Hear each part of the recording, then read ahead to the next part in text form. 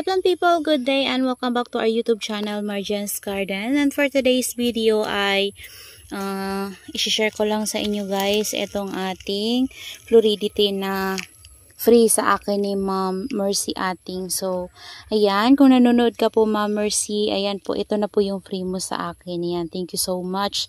So, dahil guys, malalaki na yung babies niya, tapos palagi na kasi guys nadadryan ng leaves, yung mother plant niya ay kailangan ko nang tanggalin siguro yung baby niya para mapagrow natin ng maayos yung kanyang mother. Ayan. Para lumaki guys yung kanyang mother plant. So, tatanggalin na natin guys yung mga babies. Ayan, lumalaki na sila. Dread pa yung kanilang mga tips. Ayan. Sa amin nila guys, kaya siguro yung ating mother talaga namang super na-stress na ata sa kanila. Lahat ng leaves niya halos natutuyuan na, so palagi ako nakakatanggal ng dry leaves. Ayan, mayroon na naman nga dun, no. Yan, so ngayon guys, ikakat na natin itong ating babies ng ating Floridity. So ayan, kukunin na natin to guys, tapos i-ano na natin to, air dry natin para para mapaugat natin siya. Pag may ugat na siya, saka natin siya itatanim. So, tatanggalin ko na po yung lahat ng baby niya para makaano na yung mother plant, pangkapahinga na rin.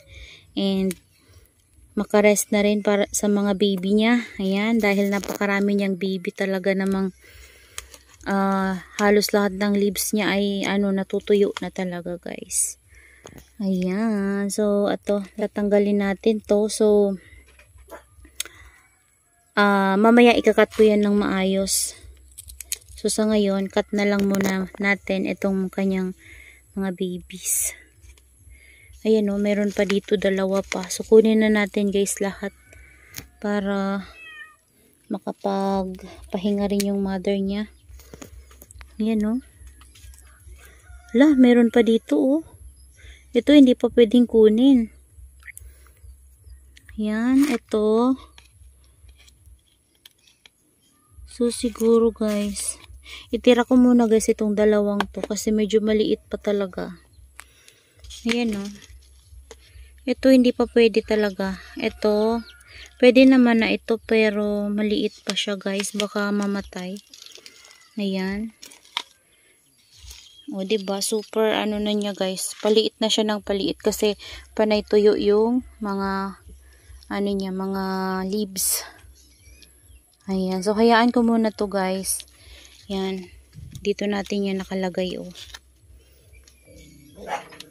Yan. Tuyo naman yan kaya okay lang yan. Tapos, ngayon naman guys, hindi naman mainit, maalinsangan lang. Ayan. So, itong mga nakuha natin na baby, ay aayusin natin yung guys, yung cut sa kanya.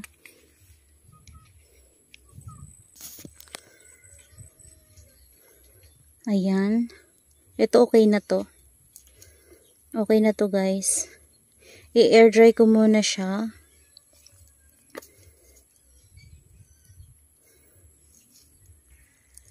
Or air dry muna natin. And then saka natin siya itatanim kapag natuyo na yung sugat niya. So ito, tanggalin natin tong leaves. Ayan, tapos ito pa. Ayan, pwede nating i-propagate. I-try nating i-propagate yung leaves niya. Nalaglag na guys. Ayan, yun na guys. Nandyan lang yan sa ilalim. Ayan, ikakat natin to dito. Ayan, ganyan lang. Ayan, okay na yan. Ito pa, ayusin lang natin yung cut. Tapos, ito dito. Ayan. So, air dry muna natin sila guys. Ayan na yung mga nakuha natin na babies. Ayan. So, sana maparami ko sila guys. So, itatanim ko to guys sa isang pot. Sama-sama sila kapag na-air dry na natin.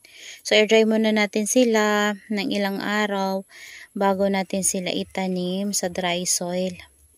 Para sure na mabuhay natin sila. So, yan na guys. That's all for today's video. Yan.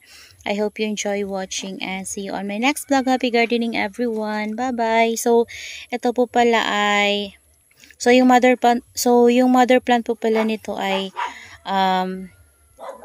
didiligan ko yun guys after 1 week. Ayan, di ko muna siya babasain. Ayan, tuyo siya ngayon pero hindi ko siya muna babasain. Mga palipasin ko ng mga 1 linggo bago ko siya bigyan ng water para hindi siya ma-stem rot. Kasi may sugat siya guys dahil tinanggalan nga natin siya ng babies. So, yun lang guys. Bye-bye.